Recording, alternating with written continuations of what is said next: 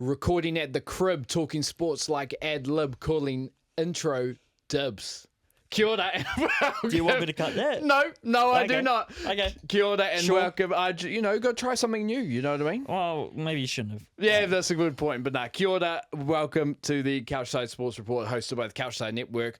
I'm Dylan, that's Simon. He's embarrassed as frick because For I'm you. an embarrassing person. So Embarrassed for you. I'm not embarrassed about myself, man. Nah, I tried something. looking- At I'm least it actually rhymed. I'm looking cool, calm, and collected right now, and you just look like a fool. But that's because you're a little bit dusty, mate. I'm not dusty today. I'm not elderly. But you you've know? had a pretty big time, mate. Going over to our brothers over the ditch in Australia. Yeah, in the space between this recording and the last podcast we did, I've been out of the country.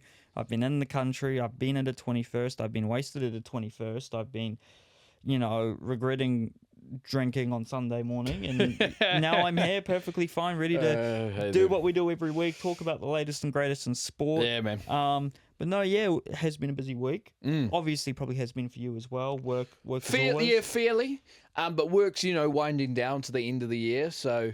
I can ever so slightly take my foot off the gas. Just a little bit. Ever so slightly. But there's been planning some other stuff as well. So So shit's been busy. Oh, of course. But of course we're going to talk some shit, some smack, and some sport as we do.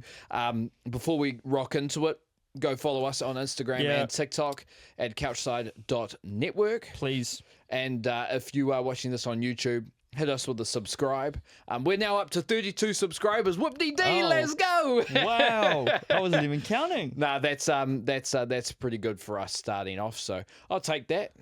But yeah, subscribe if you're watching on YouTube. Follow it on Spotify if you're watching on Spotify. Please interact as much as you can. And if you're watching, or vice versa, if you're watching on YouTube, go follow us on Spotify. If you're watching on Spotify, go subscribe to us on YouTube. Wow. You know what I mean? So crazy. So yeah, we'll get into it. It's got a few stuff for the local sport, for the Aotearoa sport. There's quite a lot on here today. It might be a long one, but I always hope it's a short one. But, yeah, fair. Yeah, so we'll kick it off with the local Aotearoa sport as we let's always rock it, man. do. All Black season is over.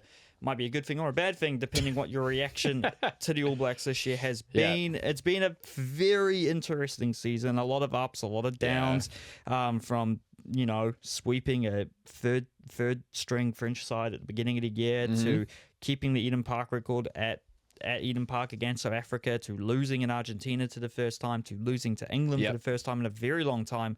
But apart from that, winning every other game, a lot to talk about, and it all ended at the Principality Stadium in Cardiff as the All Blacks took on one of the worst Welsh teams in years. And despite that statement on the Welsh, they put up a very good fight. The All Blacks, however, were too good in the second half, something I haven't been able to say about the All Blacks for a very long time. I was very surprised by that. 52-26, the final score. Key points, Caleb Clark starts on the left and gets a double. Will Jordan on the right is substituted by Sevu Reece, who also scores a double. And for Wales, Tom Rogers scores a hat-trick, first Welshman to ever do so against the All Blacks, and the first person to score a hat-trick against the All Blacks in, I think, a very long time. Yes. So, quite a while. Dylan watched this game because he subjected himself to a 4 a.m. wake up. Well, I wake up early on a Sunday morning to work anyway. But 4 a.m. is different gravy, mate. There may be people watching this who wake up for that every morning. Oh, of course. But this was this for you. This was a pretty tight game in the first half. Yeah, for the most part, yeah. This was a very rotated All Blacks team compared to normal. A lot of players getting their first real taste of the black jersey this season in the last game. Or at least in their rightful positions. Players who weren't in the team, Cam Roigard was rested, Beauden Barrett was rested, also Leroy Carter was rested, Billy Proctor was rested, and you got to see Damian McKenzie playing at 10. Ruben Love getting, I think, his first proper start in the All Blacks at 15. Outside of the game he started against France. I didn't realize he played at 15 against France. Yeah, he did. I'm pretty sure he started the game against. It's been a long season. It has. But back in the centres, alongside Anton Leonard-Brown, who I think was his first start of the year, or maybe Yes, it second. was. You had Rieko Ioane playing in his actual position of outside centre. You had Will Jordan on the right, Caleb on the left, like we said, and in the forwards, you had Scott Parker at 6. You had Peter Lackey starting at 7. Who did I say? Scott Parker. Scott Parker. Not Scott Parker. Not the manager from England. Simon Parker. Bit embarrassing being a Simon and forgetting another Simon's name. Come on, mate. Peter Lackey at 7 and Wallace Satiti at 8. No. Kadifi. It was Kadifi at 7. Lackey got the rest. Oh, Lackey got the rest. Oh, Yes. yes. Satiti at 8, and on the bench it was, in the Lucies, who was it? It wasn't Artie. No, it was Christian Leawilli. Oh, yes, Christian Leawilli called up for this one. Yes. You had Fabian. Yep, so you had Fabian Holland and Scott Barrett start. You had Josh Lord off the bench. Of course. And then you had Tamaiti Williams, pretty much our usual, at least this year, bench starting. So Williams, front row. Williams, Tokiaho, and you had Pasali Otosi in the tight head. So yeah, like pretty rotated squad. I think for the All Blacks season that we've had, there'll definitely be some guys that come out of this quite overhyped after this game. I mean, as it happens. Can I address a couple of things first, though? Okay. First of all, Principality Stadium is one of the best stadiums in rugby. Yes. The fact that Wales has a population of 3 million people and can have a almost 80,000 seat stadium is crazy. Yeah. But it's awesome stadium. They put it up for the All Blacks haka as well. Turned all the lights off and the lights were only on us. That was freaking awesome. And the Welsh national anthem is one of my favourite national anthems to listen to. It's actually sick when they all get into it. And to be fair, with Wales being to their standards so bad for these last few years, to have the noise there the entire time and all those fans is freaking awesome. I do really hope they figure it out. And actually we could go off on a whole side tangent about how Wales got to this spot. And I think they'll get better. I don't think they'll get to the semi-final of a World Cup team, but the team is very young. Yeah. So I hope they get there. And they were missing Jack Morgan, their captain, and I think they're missing a couple of guys as well. So I really do hope, because Wales being better at rugby, I think makes rugby better in general. Oh, that's with most teams. Yeah. It's very true. Yeah. The other thing I have to say, first time the All Blacks were ever reffed by a woman, Holly Davidson, Yes, I who saw it. did a great job. I saw most refereeing. of the talk about the referee was praise, which is good. I think someone said all future international games should be reffed by women, which is probably not far off, honestly. But no, she did a great job. it's very, very great good job. to see. I think she definitely reffed another international earlier this year. I remember watching. Forgetting, or no, she probably reffed. She reffed South Africa, didn't she? Yeah, or she reffed the Women's World Cup final or a Women's World Cup game. Because she did a great job. Man. Absolutely. She did a great job. I can't yes, there was controversial calls. I think she handled them quite well, and I think they were right. There was the Will Jordan try that got changed.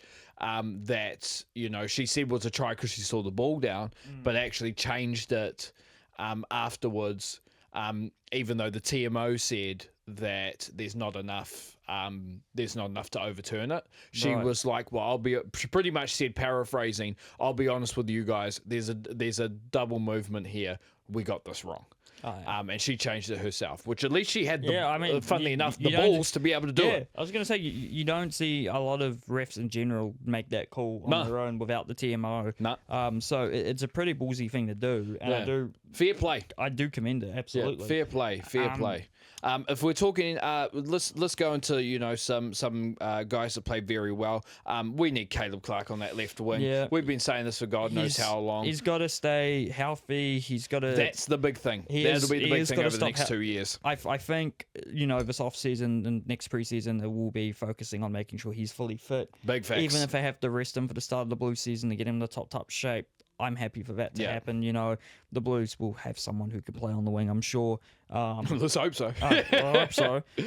But I'm really happy that Caleb's, it feels like every single time he's been entrusted with a starting jersey this year when he hasn't been injured. Yeah, for the All Blacks, he's been the best player. I did read somewhere that someone said he's not good under the high ball. Are they on something? I think they might be. But it was is ridiculous. It was really good to see him outperform Will Jordan on the other side, who has mostly been playing as a fullback this year.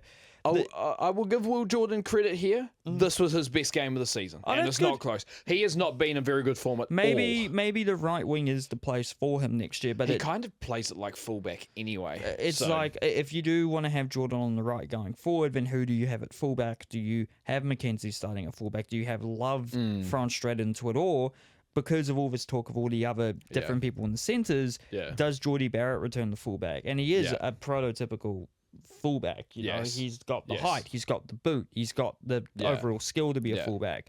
But obviously, in that centre midfield, he is very, very useful. Yeah, we said this off camera, and I'm only going to address it now because we've addressed this so much since we started this podcast. You can have like a guy like a Quinn Tupaia, like a Leicester there, like a Tavatawa Nawai there. Yeah. You need another skilled guy next to him, and that's what Geordie Barrett provides every single time. Absolutely. And we need that. So people recognise. Recognise game. But at the same time, at least in this game specifically, Anton Leonard-Brown played quite well. Yep. Rico Ioane proved he's a centre. Yeah, it only took them 13 he played games very well. in the entire international season to realise that Rico was better off at 13 the entire time. And yes, we're playing Wales, but I think the point is proven. And you know, I've said this to you. I'm going to make this bet right now. Well, nothing's on the line. That our centre pairing, I just honestly still, especially if he has a fantastic season at Leinster, is going to be Geordie and Rico. I find it really funny how we went through. Well, I think this is what the year's not in the World Cup before. Yeah. We went for the whole year trying out other centres, pushing Rico back onto the wing, and we're probably going to end up next season with Geordie and Rico starting in the centres again for the All Blacks. I mean, Quinn, don't get me wrong. Quinn has played great to end this year. And that's not a disservice of Quinn. Yeah. But you could have Quinn and Geordie over there. If it's not... I wouldn't... If he stays in this form, I would not argue that. If it's not Geordie and Rico next season, it's going to be Geordie and Quinn. And I'm very happy with that. But Quinn, Leicester, and I need to see Tavatawa Nawai play in the centres. But those three... And Proctor. And Proctor, sorry, those four... Like, the thing that Rico makes him start now, which is crazy to think, is defensively... Yeah. He defends a wide channel extremely well. And when, that's the difference there, pretty much what I'm trying to say in many words. Defensively, that's the difference there. It was always very underappreciated. And you can tell because of how we've conceded a lot of tries this year. Is it because you didn't have someone like Rico Ioane in the defensive line, or you had him in the wrong part of the defensive line where the impact wasn't going to be there? Yeah. And I said this as well, and I'll say this on there. Leicester played some good games. Yeah. But I think they got quite inflated. I think somewhat, because there's always going to be a big hurrah when someone who hasn't played in a while, hasn't played before, and doesn't shit the bed on their debut. Like it happened with Leroy, it happened with Leicester, it happened with it's happened with a lot of players. Yes. And so but I think Leicester's still a very valuable player. And yes, I think he's a very, I think he's proven to be a valuable option. Another season with the Crusaders next year will probably we'll put him more in the kind of, depth chart of centres, because we're talking about Geordie and Rico and Tupaia and Proctor and Leicester and Anton Leonard-Brown and Tavatawa Nawai, and we're not even naming off guys who weren't called up for the All Blacks this year. Yeah. We're not naming guys like AJ Lamb. We're not naming guys like Daniel Rono. We're not naming guys like Riley Higgins. We're not naming guys like Braden Enor and Dallas McLeod and David Haverley is a massive one. The fact he hasn't been involved at all this year does surprise me. Yeah. Even though I think I admitted last week that maybe we should have seen him at the All Blacks at one stage. Maybe post-Geordie injury maybe would have made a lot of sense. He's the, even though I wouldn't have him as an All Black, to be honest now, but he is another guy he's another skilled guy. This is going to sound crazy. If David Haverley was South African, I think he never gets dropped from the Springboks, because they know, David Haverley, he can play 12, he can play 15, he can play 10, he can play 13. He would never leave the Springboks because they care about versatility so much, and it works for them. Because they know how to play a system where you can be in any backline position you're somewhat familiar with and you can do an adequate job. David Haverley would not be. If he was in the Springboks, if he was South African, he would never be dropped I can because see that. he can cover all those positions. Yeah. Maybe we should, because I know he's in his early 30s now, and I don't know what his plan is after next year because he's still with the Crusaders, but he would be a total kind of Swiss Army knife almost. Not first choice in any of those positions, but if someone goes down, like he'd be the third choice, he'd be the third or fourth choice 10. He'd be high up there in the 12s because he's more skilled than the other options. At fullback, he'd be behind Jordan and Love and D-Mac. And for the record, I'm born and raised in Auckland. I don't have a Crusaders bias on me. In fact, It's the opposite. I have a disdain for the Crusaders, but in the terms of the All Blacks, and I think I've also said we've had too many Crusaders players in the team. I just think they've been relying on the wrong ones at times in the past couple of years. Like the over-reliance on Sevu Reece, which in turn only saw Mark Talea break into the All Blacks at the end of last year, only to move to Japan and not getting considered at all this year. Yep. How good would have he been on the right for the All Blacks this year? I think he would have been very good. David Havili is really a centre Sevu Reece, if we really think about it. I don't know, but I don't feel like David Havili, compared to Sevu, has had that many chances in an All Blacks jersey. Not recently. No, not recently. Not recently. He did. But there's a reason why there's. But all of those were a yeah. while ago now. I don't even think he really got he never. He was at the World Cup, but I don't think he played many serious matches. Or he may have started against France. If I seem to recall that, but. Well, let's sum it up by saying we've got options. If he is as good as Super Rugby next year as he was this season, then I think he has to have another look because he was very good at Super Rugby level this year. He was very good. He was captain of Crusaders. He was really good. So I think if he does do well at Super Rugby level again, then maybe he does get looked at because we don't know how the other centres who are kind of just bursted back onto the scene are going to play. Proctor and Tavatavanawai's stocks as centres will probably be the most prone to missing out next season because I think Tupai is rubber stamped himself. Lester is a razor faithful, so he will be rubber stamped. Rico, I don't know if he'll be available for the. Oh no, he will be because Geordie was. I don't remember. Rico's status, he'll be in the squad at some point. Geordie will obviously be in the squad at some point. Will any of the other centres, like Havili, who weren't called up, get the chance again? We will wait to see. I mean, you think about it now, Proctor, Tavatavanawai. I think that those guys, that's going to be the positions there. Absolutely, because I think if you're looking now, Geordie is the number one centre. Depending who you ask, I in my opinion, Rico's still in the top three for New Zealanders because I'd have him with Quinn, and then you have Lester, and you probably have Leonard Brown, and then you probably have Proctor in and around them as well. Yeah, not too far away. Leonard Brown's playing in Japan next year as well. He is. That's right. So we'll see. It will just be a nice little sabbatical for him. Yeah. It probably does a little bit more harm than good in terms of his depth because he won't be in Super Rugby. Same with Rico, but Rico will be in Leinster, probably making European Cup finals. So you'd think that there will be probably publicity around Rico. Yeah. Just I don't think Leinster will play him on the wing. I don't. I bloody hope not. I don't know if the game in Europe would be more suited to him being on the wing though. I am thinking maybe because he doesn't have that same pace. I don't know if that's as required in Europe or even if it's a thing here. But you'd expect him to hopefully be in the centres. I don't think it's any other positions other than centre and wing where you could realistically play him. Yep. But yeah, centre next year is going to be a very interesting conundrum. Extremely The centres played very well today. In terms of other players who played in this game, Mackenzie at 10 seemed to... I'm gonna go on a bold claim because, of course, we've been very critical of Mr. D-Mac. I wouldn't say critical. Yeah, but you get my... But, you know... if he can play 10 like he did against Wales and like he did against Australia, not doing too much, playing his game, stuff like that, that's a starting 10 I don't mind. Yeah, I think if he Problem is, doesn't always play like that. No, because some games where he does try to be calm and then he just doesn't do anything. And it happens to Super Rugby in big games. Yeah. It's happened with the All Blacks before. Because we need that accurate kicking. We need the accurate kicking. 10 from 10 against Wales is crazy. If Geordie comes back, he'd be also a great goal kicker as well. I don't know much about Ruben Love's kicking. And Ruben Love played at fullback in this game. And from what I saw, He scored a great solo try at one stage. He's still very much learning. He's only Yeah. 22, 23, maybe 24. So he does need to get the game time. I said to my dad, and my dad was very much like, I'm still not sure if he's an All Black.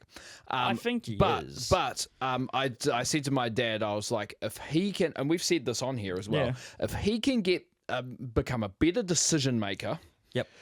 Like, because you can see flashes of it. If he can become a better decision maker, then he could actually turn out to be the playmaking 15 we've looked for years. Absolutely. I think There's a potential to do that. And I think, he needs another strong season with the Canes. He'll have Geordie back with him. He'll have a quality 10 in Brett Cameron. He'll have plenty of other... and by the way, he is a fullback, people. He's a fullback. Yes and no. I think if his decision making and game like playmaking gets to a point where it's a lot better, then I think you have to run him at 10, especially considering the All Blacks just don't want to develop another 10 at the moment, and also the Super Rugby teams themselves don't really seem to be developing young 10s apart from partially the Chiefs of Jacob. The Crusaders have Rayhana. Out of all the teams, the Crusaders are actually developing the young team, but Rayhana's obviously only a placeholder for Richie Mo'unga. Yes. The Highlanders will have Josh Jacob in 2 years. The Chiefs will rely on Damien McKenzie. The Blues have Bowden Barrett. Stephen Perifet is about 28, 29. Yeah. The Canes have Brett Cameron, and they would have Harry Godfrey if he wasn't injured. Yep. And the Highlanders currently have like Tane Robinson still there, I think, and Cam Miller. Yep. But look, I think give Love a chance at 10 when it makes sense. Don't throw him into the deep end. Don't go when it's not going to work unless there is no other option. But it was good to see him and McKenzie playing well. Yeah. He played. I wouldn't say he played great. He played good. Yeah, he played good. Yeah, he played and he good. got a nice little highlight reel try as well. Which... The one thing I did question was, we've talked about this guy before. I did question Wallace Atiti getting player of the game. I think it's a vote by people. Yeah.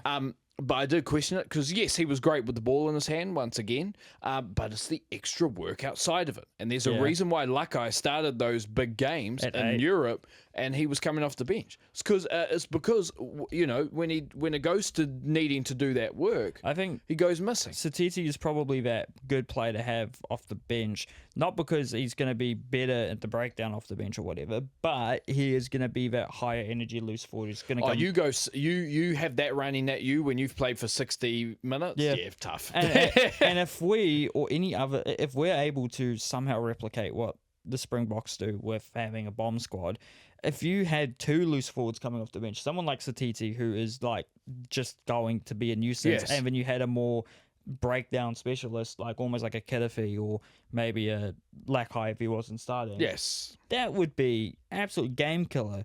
Yeah, you could see that for the other teams, honestly. Or this would maybe happen if you start Tupou Vai'i at 6, because then you can probably have two locks coming off the bench, two loosies come off the bench, because you just bring them on for one of the many locks. Yeah, you know. Fabian Holland can play a full 80, we know that. And also, it'd probably be like it would be a Satiti and a Parker on the bench, and Parker could play lock if he needed to because he's a big body. He's big enough, yeah.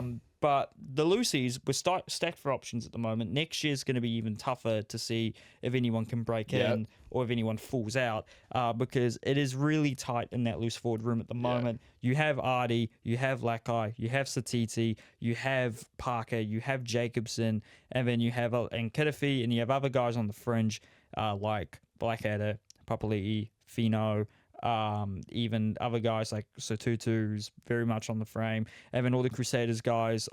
Leo Willie, obviously. Cullen Grace is still knocking about. But I'm going to say this: Kiddafi, Finau, Jacobson. Oh, they're the fringe. Those guys are going to have to look out, because there's going to be some guys next year that are coming for spots. I think there's going to be a lot of loosies who play really well in Super Rugby next year. I think. Yeah, it's going to be really, really interesting what guys take that step up. Who knows at this point? I think I'd love to see Dalton work his way back. I think he just needs to... If he was playing at any other team but the Blues, I think he would be called up, no questions asked. But it's like, because you almost... When the Blues aren't winning, and even when they are winning, the players get questioned a lot. And I think that's just part of being big city, though. yeah, and funnily enough, I was talking to someone the other day, and they were saying, we were talking about how compared Auckland is to Christchurch sports players, is that people from Christchurch and other parts of the country, smaller parts of the country, they always have something to prove, you know? Yes. They have to prove something about where they're from. Well, I think Auckland players, they don't need to prove anything about their city when they're representing Auckland, because they know Auckland's the biggest city in the country. And know Auckland's the, you know, the not the capital, obviously, but the place where a lot of business and a lot of important things are. Everything's in Auckland. So that's the comparison between representing Auckland and representing Christchurch. Because, and obviously Christchurch has gone through a lot, probably compared to Auckland, and it's the same with Christchurch getting bigger though. It is. Christchurch. It is. I mean, look at the new stadium they're going to have. I think it's kind of funny. They have to prove themselves that, you know, Christchurch is big too, but it is the second biggest city in the country. So it's like, it will almost be bigger than Wellington. It was bigger than Wellington before the Quakes. But I think we're spoiled for choice at the Lucy's. We're spoiled for choice at Lock, especially. Having a Josh Lord, it wasn't even like redemption, but just a Josh Lord. Yeah, fuck you. I've been in the squad. This is why. It kind of shut up a lot of us, including us, which is great because we have Barrett, we have Paddy, we have Tupou, we have Holland, we have Darry, we have Lord, we have other players I haven't even mentioned who wouldn't be too far off, like Arkoi, and even like Josh Bear, and probably the likes of Shalfoon, and Walker Leawede as well. Walker Leawede as well. Yeah, there's so many options. And locks. I mean, the front row I think is getting better and better. Hooker maybe a little bit. Just as the season, it was probably a little bit light in some areas, but that was due to injury. Brody McAllister gave it his all, but unfortunately, I think it was like slightly too soon, especially in some of those bigger games. We saw a bit of George Bow, which I don't think we saw Elmore at all. Nope, not this year. Due to injury. There's other options, though. I think we'll see Jack Taylor from the Highlanders sooner rather than later. I know they really like the look of him. We'll probably be starting ahead of Vakena for the Landers next year, but we will see. Obviously, I would have said Moananu would be in the... But he's playing for the Waratahs, mate. He's playing for the Tars. I think it's just the season, though, so maybe he comes back in 27. The Blues will have Bradley Slater as an option, but with Kurt Eklund, so it'll be interesting to see if he can claim a spot. He was behind McAllister and Tokiaho for the Chiefs this year. And that's about it. All know that the Basin brother, who is a hooker, has a full contract with the Hurricanes next season, but Almore, Devery, and Tupu are ahead of him. So it'll be interesting. It'll be interesting. But yeah, look, the All Blacks, you know, way to finish off the year. We'll see what happens in 2026. We might even have to break it down. Yeah, we might. Separate video. We'll see what happens. We may do a separate video just talking about the All Blacks season and maybe looking at all the games, all the players, what worked, what didn't. Probably be a 5-hour episode, but considering we've already spent half an hour talking about just the All Blacks, but yes, that was the last game of the season for the All Blacks. 13 matches, 10 wins and 3 losses. That was Argentina away, South Africa at Wellington, and England away. We will talk more about what we do need in 2026, if it's a new players, if it's new coaches, if it's new tactics, probably a combination of all three. But there'll be no rugby in New Zealand, at least non-preseason, postseason rugby, for almost 3 months. First Super Rugby game next year is on February the 13th. It's a Friday as well. In Dunedin, as the Highlanders host the Crusaders. Friday the 13th. Yeah. Will it be a horror show for the Highlanders or the Crusaders? We'll find out then. We sure will. But we'll talk more about international rugby later on. There's stuff to still cover there. There's still one more international game this year, but we'll talk about that later. There is. On to the A-League, Auckland FC and the Wellington Phoenix in a mixed bag for both teams. The Phoenix men's lost at home to Macarthur on Saturday after an 83rd minute goal from Harry Sawyer. The Phoenix had more possession and shots, but none were on target. Mandrika James was back at the back for the Knicks after coming back from injury, but they really need an injury replacement for attacker Hidege Ishige, who is out for the season with a torn ACL. So they do need some help there.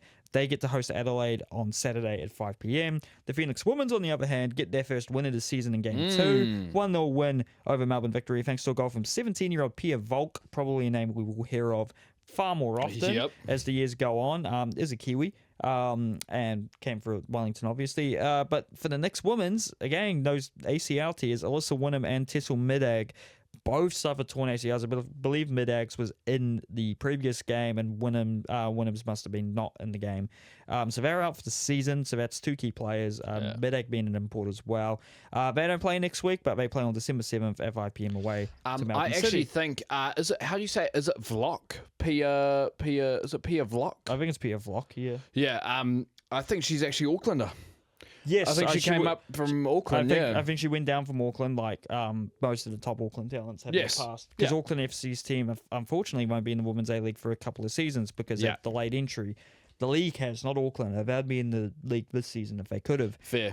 Speaking of Auckland, they drew at home 1-0 to Brisbane Roar. Disappointing result considering we weren't able to really do anything after scoring our only goal, which was a great free kick from Lachlan Brook. Justin Vidic equalised just before half-time for Auckland. It was Nando's first start of the season. There were some debuts in the mix. I know for Ollie Middleton off the bench.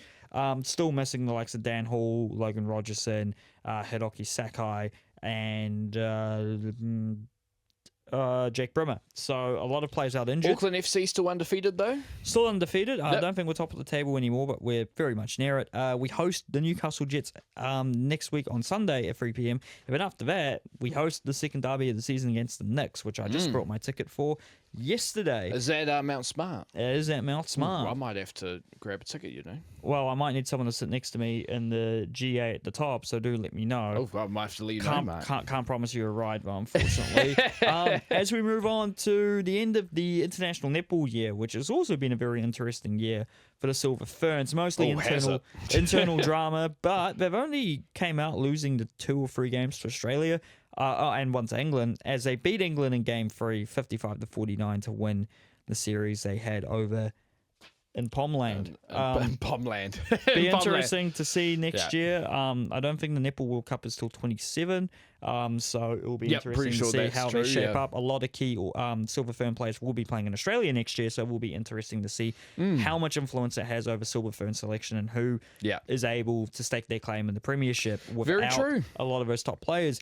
As we move on to Dylan's sporting of choice, the Australian NBL and the Toahi Women's Basketball Aotearoa. Let's get some basketball, baby. Do you want to start off with this? I will interject if I think I have anything of note. Sweet as, let's rock and roll. Let's go NBL first. The Adelaide 36ers did play the Illawarra Hawks and got the win, 97-85.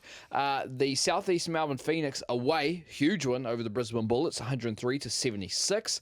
Melbourne United, they get a win over the Illawarra Hawks, 105-102. That was away as well. Perth Wildcats continue on a little bit of a roll. They win 101-95 against the Tasmania Jack Jumpers. Our Breakers do get a win against the Taipans, who I think they've beaten the last 8 out of 9 times or something like that, 102-96.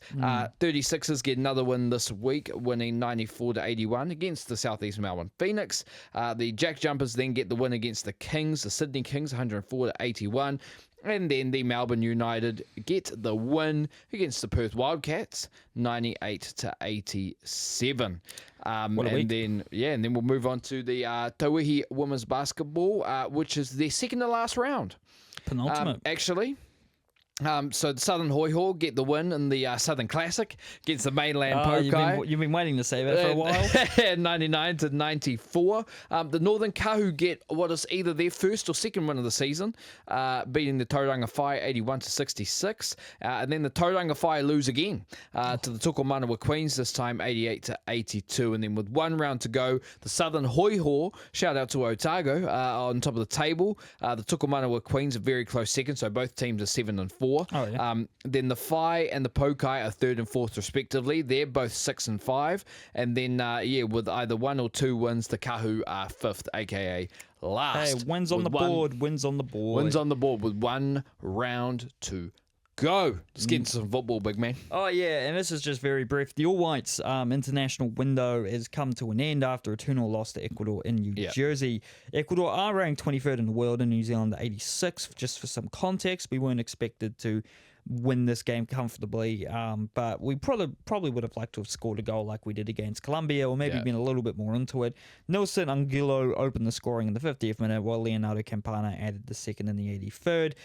It was a disappointing result, but the All Whites were without a number of key players, including the likes of Chris Wood. Yeah. Next international window is in March, with our fixtures yet to be announced, but I do know the FIFA Series, which is FIFA's new official international tournaments to be held in international windows, is being hosted. One of them, because they host a lot of them at the same time, will be in Australia in March. So it'll be interesting to see who goes over there. I don't know if we will. I think we might also be putting up our hand to host. It hasn't been officially announced yet.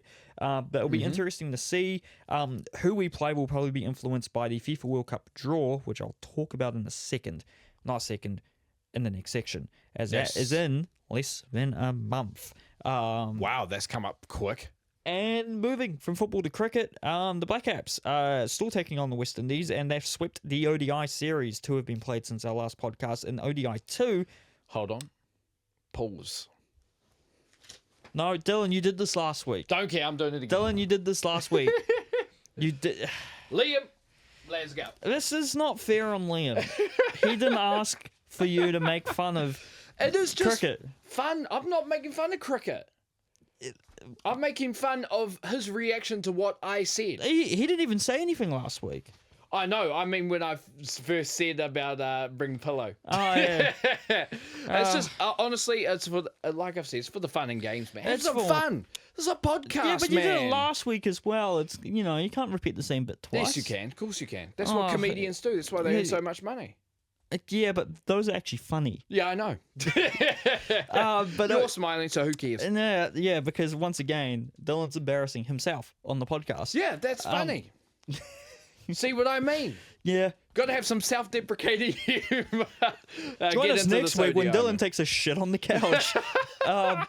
In ODI 2, which was only played with 34 overs, the West Indies went 247 for 9, with Shai Hope going 109 not out and Nathan Smith taking 4 wickets. But New Zealand, with 3 balls to go, got to 248 for 5, thanks to a 90 from Devon Conway. And the last ODI, the West Indies were bowled up for just 161, Matt Henry taking 4 wickets, and the New Zealand Black Caps reached 162 for 6 after just over 30 overs, with Mark Chapman, the top runner, with 64. No cricket in New Zealand this week, but the first of 3 tests starts on Tuesday, the 2nd of December, at the Hagley Oval in Christchurch. All right. As we move on, I want to put that away so quickly, to the NFL. And there have been a lot of very interesting results as we started with last week's Monday Night Football. And I wasn't too thrilled for this game, but the Cowboys did get the win over the Raiders 33-16. Yes. And on that Thursday Night Football in this past week, the Texans, a massive win for them over the Buffalo Bills 23-19. And we had 2 overtime wins here today. Unfortunately, the Indianapolis Colts came so close to beating the Kansas City Chiefs 23-20. To the Chiefs. The Titans go down to the Seahawks 24-30. The Vikings get reamed by the Packers 23-6. The Ravens, much to your horror, beat the Jets 23-10. We're going to talk about that when the Steelers game comes up. Yeah, and it's not too far away. The Lions get an overtime win over the Giants 34-27. Shout out to Jameis Winston for scoring a rushing touchdown in this Scored game. a receiving touchdown. Receiving touchdown, sorry. And he actually had to, and when He they had to say do a receiving couple of touchdown, steps. he had to make some moves too. So fair play to him. He had to make a lot of moves, and in the game, Dylan's not too thrilled about. The Bears beat the Steelers 31-28, meaning the Ravens have overtaken the Steelers on top of their division. I mean, look, the Ravens are a better team anyway. But the fact they were 1-4 at one stage, and you guys were very much not 1-4. No, don't. And you guys haven't even been losing a lot. It's just been the Ravens have been on a tear, and you guys have dropped. The Bears, I believe, are 8-3. Yes, they are. Which is nuts. So Are they the same old Bears? Maybe not. Hey, yeah, Caleb Williams, finally, I think he was always a force shy for sure, top quarterback prospect. A lot of people were just not convinced for, I think, non-footballing reasons. Yeah. But a massive one for the Bears, a massive record for them. I also have to give credit to the Bears. Their 3 starting linebackers were all out. The 3 linebackers they started have made before this game had made a combined 5 tackles in the NFL. Yeah. A combined. And how many tackles did they make in this game? Well, there was one guy, their top tackler, who was one of those linebackers, ended up making at least 14. So yeah, we what a showing. This was the first game as a Steelers fan, and as time has gone on, there's been a big faction of Steelers fans that, although Mike Tomlin is a great coach, have said Tomlin's got to go. And this was the first game where I thought maybe there was some change needed.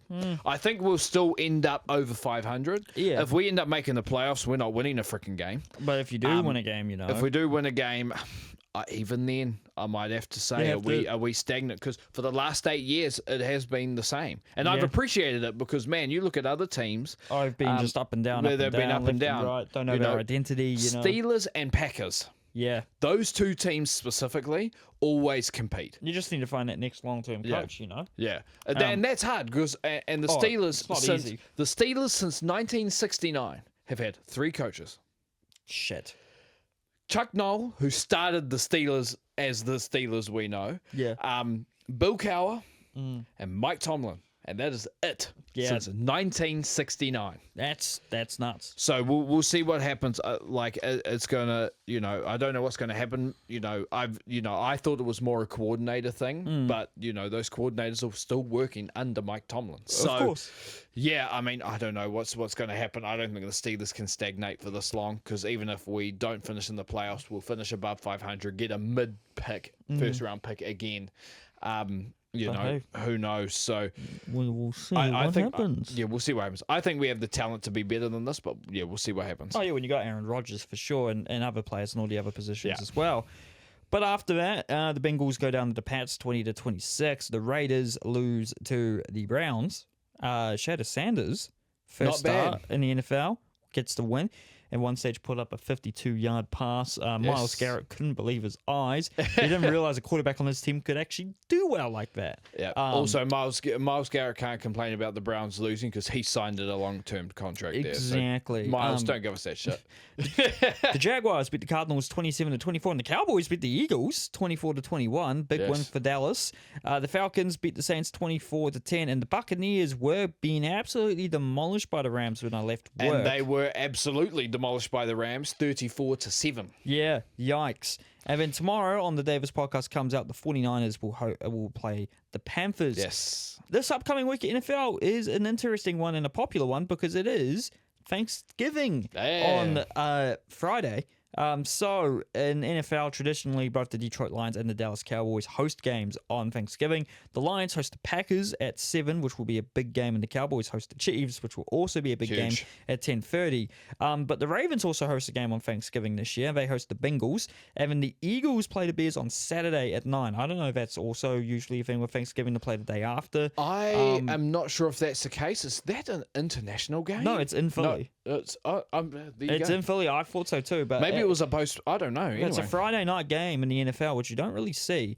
But another big game, your Steelers, play the Bills on Monday at 10:25. That'll be a big game, a game you guys need to win. Bro, both those teams need wins. Yeah. Both God. A point to prove. As we move on to the NBA in our weekly recap, and a lot of teams are proving their points.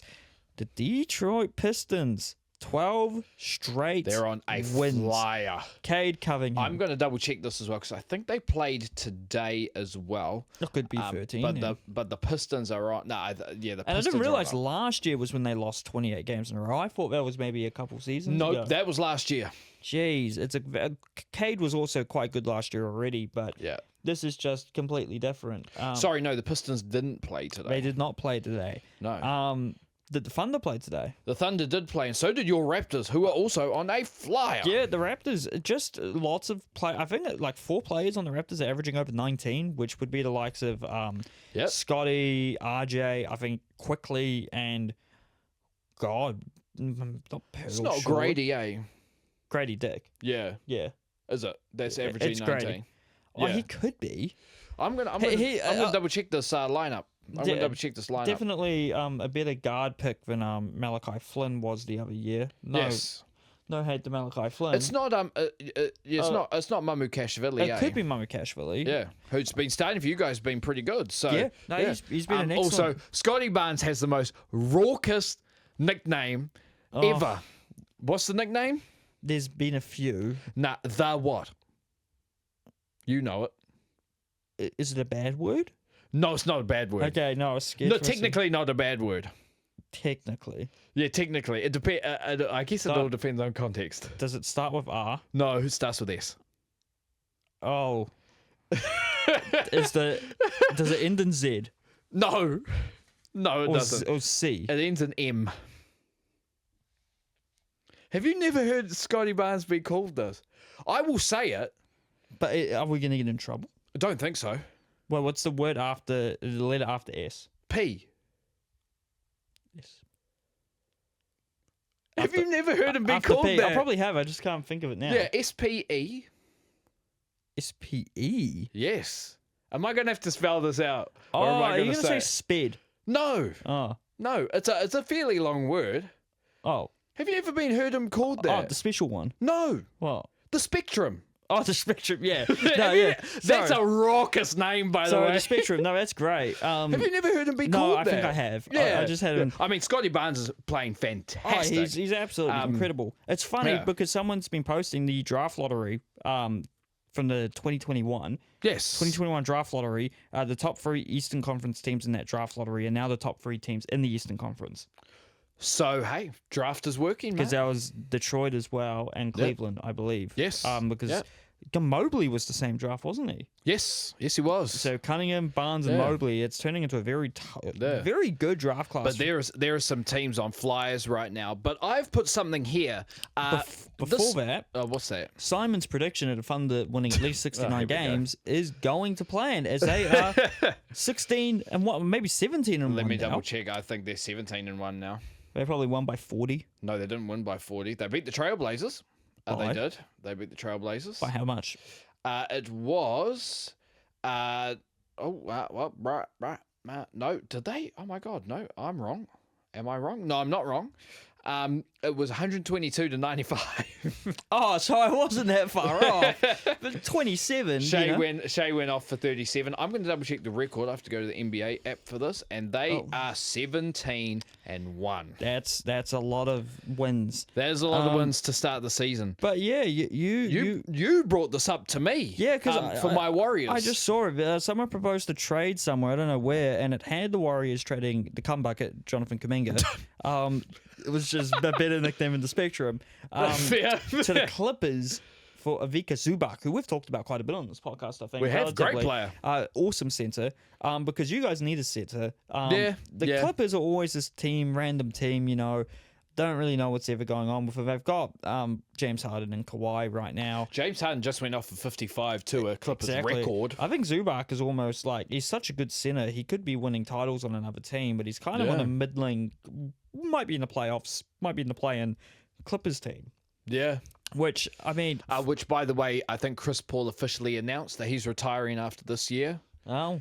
I know there's been probably a lot of controversy surrounded by him to end his career. Yeah. But that's a Hall of Fame career, man. Oh, if I've ever yeah, seen it. even It without is. even without a ring, if Yes. you were so good that the old commissioner of the NBA vetoed a trade, which would have seen you go on the Lakers, Yeah. then I think you must be in the Hall of Fame if you're that good. But yeah, I forgot the carry on. specifics of the trade. So I do. So it was. That's why we have them. Actually, let me go to the message that you actually sent me. Oh, it's cool. So it's a message you have recently sent me. So it was the Warriors trading young center Trace Jackson Davis and Jonathan Kuminga, the comeback. There we go. For Ivica Zubac and Chris Dunn. No And- picks involved. That was there- the trade scenario. There was picks. Well, there was the picks? Clippers would acquire your your first round pick this draft 2026 and your 2028 first round pick, which is quite a lot for Zubac. Yeah, I think. I think you could put one first rounder there. I'm not sure you Yeah. put two. But you said, would this be a fair trade? And yes, the Warriors do need a center. Somewhat. I think, on paper, I get it. Yeah. Zubac is in his prime at the moment. We do need a center like that.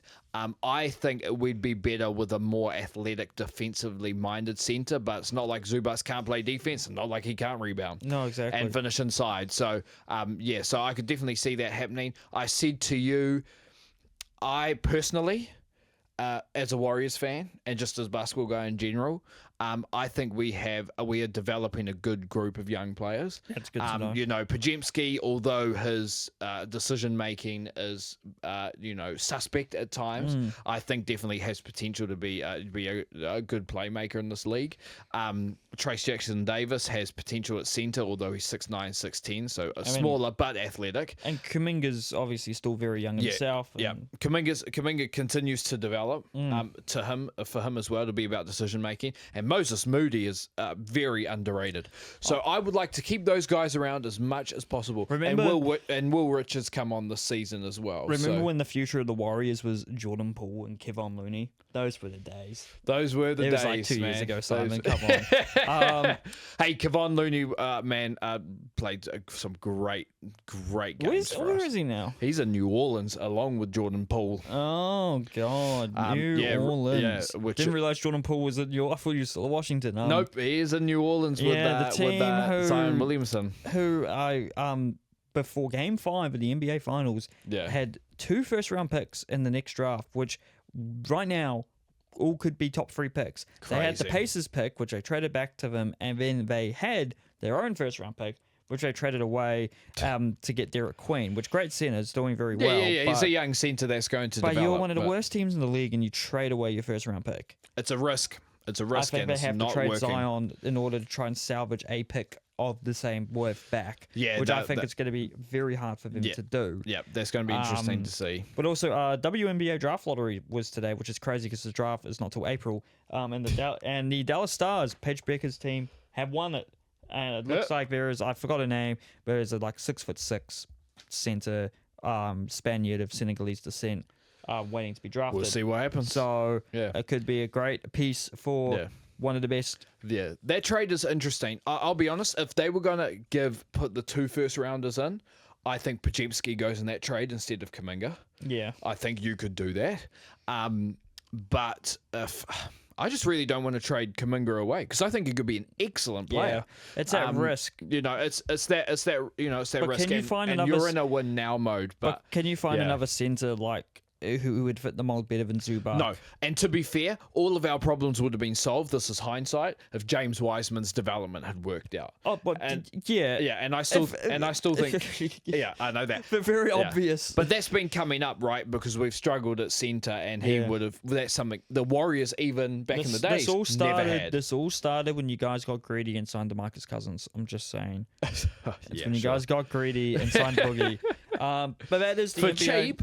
Yeah, true. But that is the NBA. That is the NBA. The Bulls are still doing well. The Pistons doing very well. The Thunder doing very well. It's going to be a really, really, really, really interesting NBA season. And the Raptors are doing very, very well as well, which I'm very happy with. It is. Can we get another big player in the team via a trade? Also, all the Anthony Davis trade proposals have been floated around everywhere. Some really funny ones. But we'll see what happens if Anthony Davis does leave, because obviously Dallas has a new GM. They probably won't want him around. So they might try to offload him, but he's a 32-year-old with injury problems. Yeah. We'll see if they can actually get anything worth. Crazy that he was traded and they gave away Luka Doncic for him, which I still can't believe. Well, Nico Harrison's gone, so he's gone see now. what happens. But the Premier League, almost forgot to add this in, is back after international break. Just quick results. Yes. Chelsea, 2-0 win over Burnley, second in the Prem now. Liverpool, Jesus Christ, 3-0 at home to Nottingham Forest. I said it would be over. I just didn't know it'd be over for Liverpool. Yeah, not a great season for Liverpool so far. Let's see if they can recover from this. Yeah. Bournemouth and West Ham played a 2-2 draw. Crystal Palace get a 2-0 win over at Wolves, who have 2 points after 12 games. Brighton beat Brentford 2-1. Fulham beat Sunderland 1-0. Newcastle at home beat Man City 2-1. Big game for them. Aston Villa get the win away at Leeds 2-1. And this morning in the North London derby, Arsenal, massive win over Spurs 4-1. Iberiche is a hat-trick. And he almost joined Spurs before he joined Arsenal this window. Crazy. And as this podcast is released, Man United will be playing Everton at home. Yep. And then next Monday at 5:30 a.m., Chelsea host Arsenal, second versus first this early in the season. A win for Arsenal would put them very much in a very comfortable position in the early part of the season to win their first Premier League title in over 20 years. But Chelsea, the absolute just insane amount of signings is slowly very quickly paying off. Yeah. The amount of depth they have. Steval, 18 years old, just signed from Brazil, already one of their best players on the wing. And lots of guys they signed ages ago are finally showing their worth. Andre Santos is now one of the main cogs in midfield whenever he plays. And they still have guys like Cole Palmer, Caicedo, Enzo, Cucurella. Robert Sanchez hasn't done too many howlers this season. It's been a very good Chelsea season so far. Yeah, it has. I think this was always going to happen with how just blatantly insane they were recruiting young players. So it's working for them, but my God, I wouldn't want to look at the finances. International football. All World Cup qualifiers except for the UEFA playoffs and the Inter-Confederation playoffs are done, and the pots for the World Cup draw are also confirmed. Yes, sir. Kind of. We don't exactly know how they're going to rank the playoff teams in the pots because we thought they were all going to be in pot 4, but then now there's been suggestions that the highest ranked, basically for every playoff place, the highest ranked potential qualifier for each place will determine the seeding, which will completely change it. It will benefit Italy a lot if they do qualify. More about that later. But we'll see what happens. The draw is very soon. I'll talk about it slightly later. In Europe, brief overviews. Germany get their win over Slovakia to qualify directly out of Group A. Switzerland also confirmed direct qualification, but they're out of Group B. And in Group C. But speaking of Scots, a famous last-minute win for Scotland at home against Denmark 4-2. A banger from Kieran Tierney, and then a halfway goal after that, just a few minutes later, to confirm a 4-2 win over Denmark. It's the first time they've been there since 1998. Spain, unsurprisingly, confirmed their qualification out of Group E. The same with the Netherlands out of Group G. And Austria beat Bosnia and Herzegovina to top Group H and booked their first World Cup appearance since 1998, which I didn't realize Austria hadn't been there for as long as well. Belgium also qualified out of Group J as expected as well. England, France, Croatia, Portugal, and Norway had already qualified. The UEFA playoffs will take place in March. 16 teams split into 4 paths. Each path winner qualifies. And Path A, Italy host Northern Ireland and Wales host Bosnia and Herzegovina. In Group B, Ukraine play Sweden and Poland play Albania. In Path C, Turkey play Romania and Slovakia play Kosovo. That's going to be underrated little... I think that's going to be an awesome little path there. One of those 4 teams being a World Cup is actually really, really cool. Yeah, it is. Because neither of them were at the last World Cup, and I don't think Slovakia have been since maybe 2014, 2010. Yeah, somewhere along those lines. I don't even think they were in 2018. Maybe they were. And in Path D, Denmark hosts North Macedonia and the Czech Republic host the Republic of Ireland. So that's, if you're an Irish fan, that's where you want to look. In CONCACAF, North America, Central America, and the Caribbean, Panama clinched their second ever World Cup appearance after their 2018 appearance, as did Haiti, who haven't qualified since 1974. But also, more amazingly, Curacao have now become the smallest nation to ever qualify for the World Cup, beating Iceland. They have a population of just 155,000. That's pretty mad. That's very mad. Obviously, a lot of Dutch dual internationals in that team. As Curacao is still technically part of the Netherlands, like Aruba, and it's why the Netherlands baseball team is really good because they can just call up people born and raised in Aruba. Yes. But Costa Rica had a shocking campaign. They didn't even get into Confederation spot. I think they finished 3rd in their group out of 4 teams, which is not great for a team which beat New Zealand to qualify last time and was actually okay at one stage at that World Cup. But the spots in the draw for the Inter-Confederation playoff have been confirmed. All matches will be played in Mexico in March. We already knew that New Caledonia, Bolivia, and the DR Congo, Dr. Congo, had already qualified, and they will be joined by Iraq, who beat the UAE, and the 2 best second-place teams from CONCACAF, Jamaica and Suriname. New Caledonia will play Jamaica, and the winner of that game will play the DR Congo for a spot on the World Cup. Bolivia will play Suriname, and the winner of that will play Iraq for a spot on the World Cup. New Caledonia have never qualified. Jamaica haven't qualified since 1998. The DR Congo haven't qualified since they were Zaire in 74. Wow. Bolivia haven't qualified, I think, since 94. Maybe even earlier. Suriname have never qualified, and Iraq, I think, may have qualified once in like 82 or 86. I could be wrong. So it's all on the line. It's all on the line. It will be first World Cup appearances for a while for those teams. That's really interesting. I don't know if you guys can see. We've joked about this. We have very much joked about this. Yes, we have. holy shit, what the hell is going on here? What's happened essentially is our camera has died, which it gets charged. Mate, did I not plug in the charger? No, I did plug in the charger. That's very weird. So it is back to the backup, it's baby. We're genuinely using the backup cam. Thankfully, we don't have much to No, we don't. talk about. Let me just see. So the World Cup draw is at 6 a.m. New Zealand time on December the 6th. So next week, Saturday morning. We'll be in pot 4 is the lowest ranked direct qualifier. But like I said, spinning the plots is to be determined. Yes. We will find out soon. You talk about international rugby. Well, I just have a brief look at our camera because We'll do. I'm a bit confused. Will do, and I definitely want to talk about international rugby because there's been quite a bit going on. Japan beat Georgia 25-23. Uruguay got the win over Romania 31-21. Fiji got the win over Spain 41-33. Portugal got the win over Canada 33-27, close one there. In a game where Ireland had 5 cards, 4 in the first half, 1 red and 4 yellows. South Africa still beat them in what should have not actually been that close, but it was 24-13. France beat Australia in a high-scoring game, 48-33, and then Italy beat Chile 34-19, and then Scotland put the brakes on Tonga 56-0, and then in a game I watched this morning where Argentina marched 70 meters down the field, get a penalty when they should have tapped it, in my opinion. They go for the line out, lose the line out, and they lose after coming back 17-3 down to England, 27-23. There is one international left next week as Wales host South Africa early on Sunday morning. And then there were some awards given out as well in the 15s game.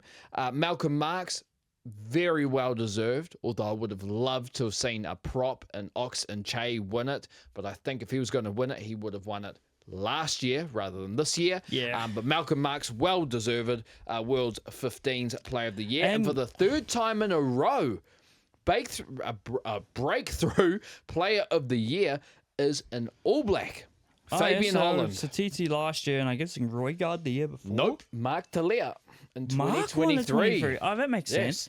Now, but yeah, I'm stoked for Holland. He had some very tough competition. Swatili, Hooker, and Pollock. So very, very happy he got the win there. I think he absolutely deserved it. To be honest, I think all 4 of those guys probably had a case. Would have had a case. Suali'i definitely had a case. Oh, absolutely. I think if he was playing for New Zealand, he might have actually been got it.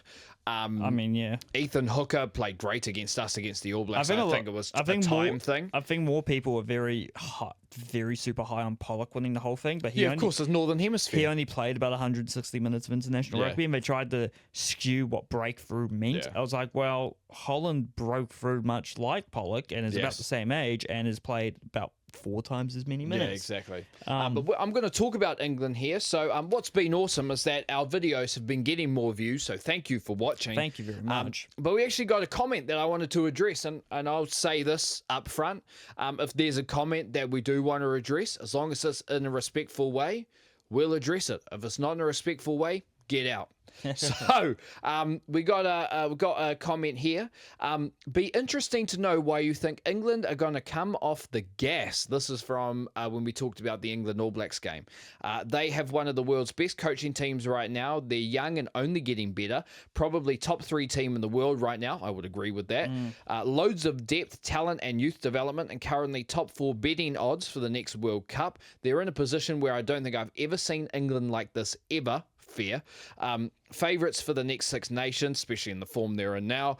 They will most likely finish that ranked 2nd in the world, which I think would happen. So that's an interesting discussion because of that is, I would agree, right. Yeah, I think after the England game at least, I was like, well, I don't think we're going to slow up. The only issue is that they didn't get to play South Africa this year. Yes. I think that would have been both teams would be trying to make a pull right now to be the best team in the world. Yeah. I think that they're both top 3 nations. Like he said, England definitely top 3 nation. Yep. we're probably battling with France for that third spot, maybe even Ireland at a stretch. But no, England are clearly doing it right. They've got good pathway systems. They've got their own professional league, even if it's not as big as it used to be. Yeah. They've got plenty of talented youngsters. They've got plenty of talented older players. They still do recruitment well when they need, when they know if someone's able to play for England, they'll usually stump the cash up. Let's be honest, it's where we probably wish the All Blacks were now. Yeah, I think it very much is. But obviously, it'd be interesting to see how long they can sustain it for. Obviously, the cards are all in the right place for it to be a thing for a little bit now. Like still carrying it on Six Nations, be up there. Who we don't host them in. Nations. We've got the Nations Championship. Nations Championship starting next year. We are hosting France, and I think we are hosting Italy, and I think we are hosting either Ireland or Scotland. I don't know.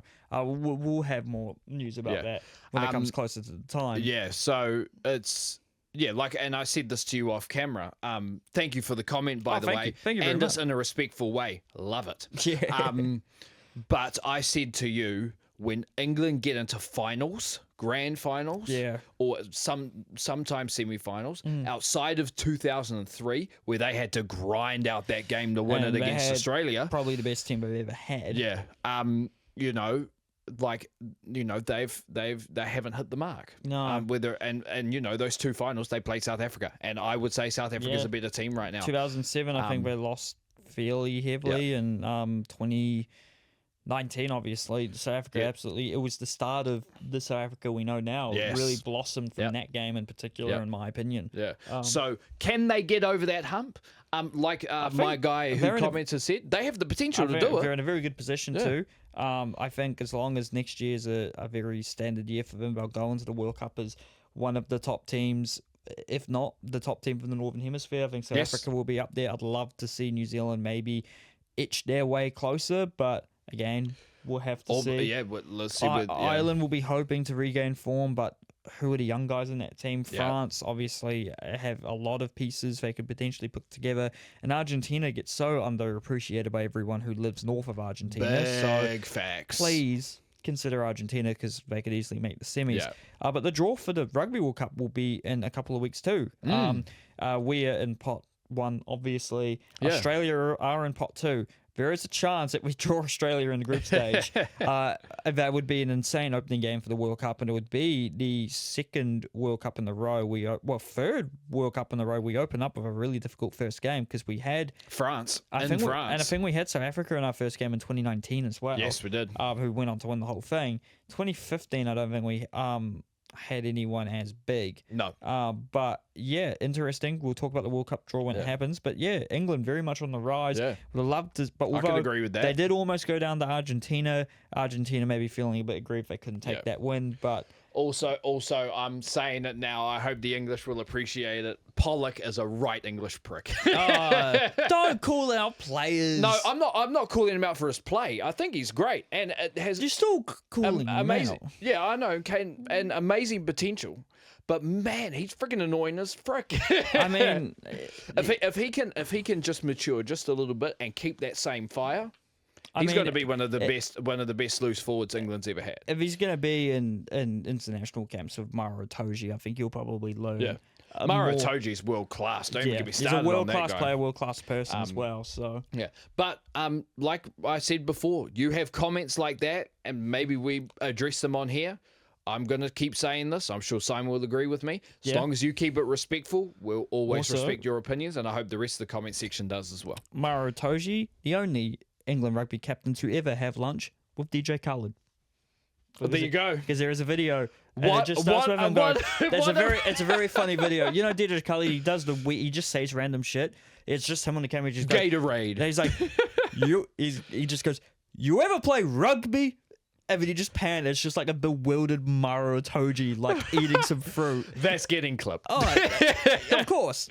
But moving on to England, the Ashes have kicked off. Yes. We're talking cricket, and it's not necessarily about the Black Caps. The Ashes kicked off in Perth on Friday. I was in Brisbane when this started. I was at the Star Casino's Sport Bar. It was really good atmosphere for about 50 people there. Man, the Aussies care about cricket because they were yelling and screaming when in the first over, Mitchell Starc took Zach Crawley for a duck. as England only managed 172 in the first innings, Mitchell Starc himself taking 7 wickets. Tough. And Australia did not fare much better, however. They lost 9 wickets in the first day alone. I won't do it. I won't do it. What were you doing? You know what I was going to do. You know what we're talking about. It's right there. Oh, the pillow. I was going to I thought you were going to get your sandpaper out. But Australia lost 9 wickets in the first day themselves. 19 total wickets on day 1, which is insane. Australia were bowled out for 132 early on day 2, with Ben Stokes taking 5 wickets. And England, however, did not take advantage of it. They only managed 164 in the second innings, so they were fully bowled out by day 2 as well. Zach Crawley, again, taken by Mitchell Starc in the first over. But Australia, they actually remembered how to bat, and within day 2, and 123 from Travis Head and a 51 not out by Marnus Labuschagne, Australia got to 205 to 2 on day 2. 3 days not required in the first test, a 2-day test to start the Ashes. The second test is on Thursday, the 4th of December at 5 p.m. at the Gabba in Brisbane. Yes, sir. It will be a very interesting Ashes. As English were saying that this is the worst Aussie team in years, and this is the best English team in years, but England don't know how to bat. Formula One ends off the week, which is CouchSide. CouchSide. In Las Vegas, qualification, the likes of Albin, Antonelli, Bortoleto, Sonoda, and Hamilton were all out in Q1, joined by Hulkenberg, Stroll, Ocon, Behrman, and Colapinto in Q2. And from 10th to pole in qualifying, you had Pierre Gasly, Charles Leclerc, Isaac Hadjar, Fernando Alonso, Liam Lawson, Oscar Piastri, George Russell, Carlos Sainz, Max Verstappen, and Lando Norris. And for the race itself, first lap, holy shit, so much happened. Lando went wide off the track and Max took the lead and never lost it. But it wasn't the only bad thing for the McLarens. Also, at the same time, Liam accidentally went too wide, went into Oscar Piastri and caused more damage for his own car, which as a result, Liam Lawson fell all the way down to finish in 14th. But he had finished in 16th because both McLarens, which had finished 2nd and 3rd, both got disqualified because something was too light in the car. It was because I talked about this morning with my guy from work. It's a skid something. That's skid something, yeah. Yeah.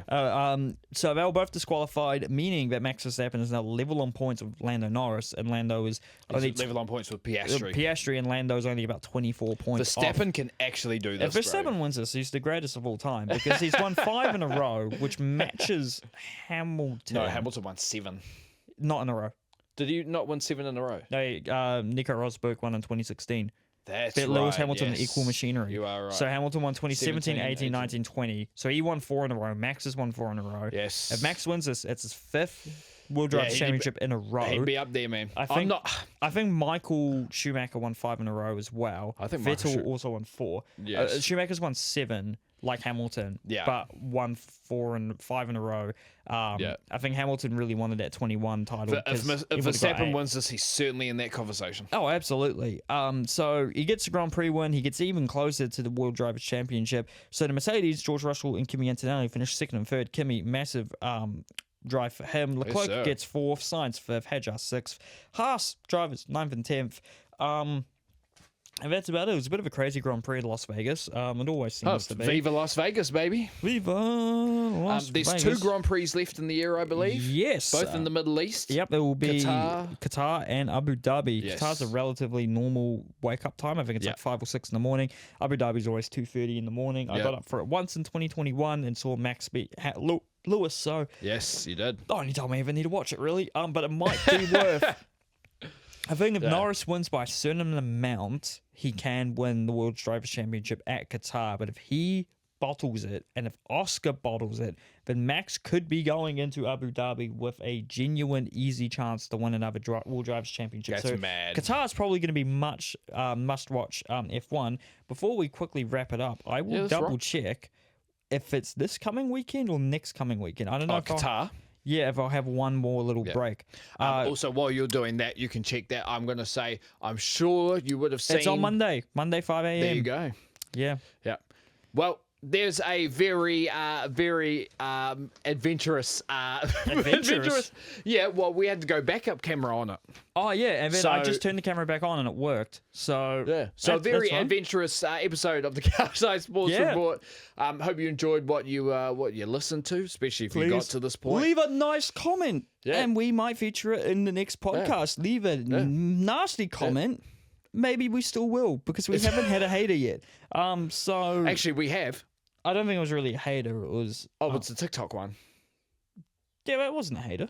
No, fair. No, look, you. A hater is calling us names. No, for that's no a very reason. good point. But yeah, like we've said, look, we're trying to create a place where, and it's gone off again. Oh, the camera's gone off again. We're trying to don't know if create a it's- place that you can talk about sport no matter what your opinion is. It's respected. So and look, if it's an opinion that what's it called? That we want to talk about, maybe we feature it on here. Who knows? Maybe we do. But thank you very much for watching in this backup camera now. Thank you and very listening. If you're watching on YouTube, subscribe. Or if you're not watching on YouTube, subscribe, subscribe, comment, subscribe. Same with Spotify. Share Follow, it. subscribe. Share it with your Yeah. friends. Share it wide. Share it far and wide. And then TikTok and Instagram at CouchSide.network. Give us the follow. And Pretty while close. we're on backup camera, let's get out of here, man. Yeah, I need my dinner, not my lunch, my dinner. You need your dinner too. This is where we've gotten to. All right, let's hit it. Thank you, everyone. And from Dylan and I, CouchSide out. CouchSide out. Yow!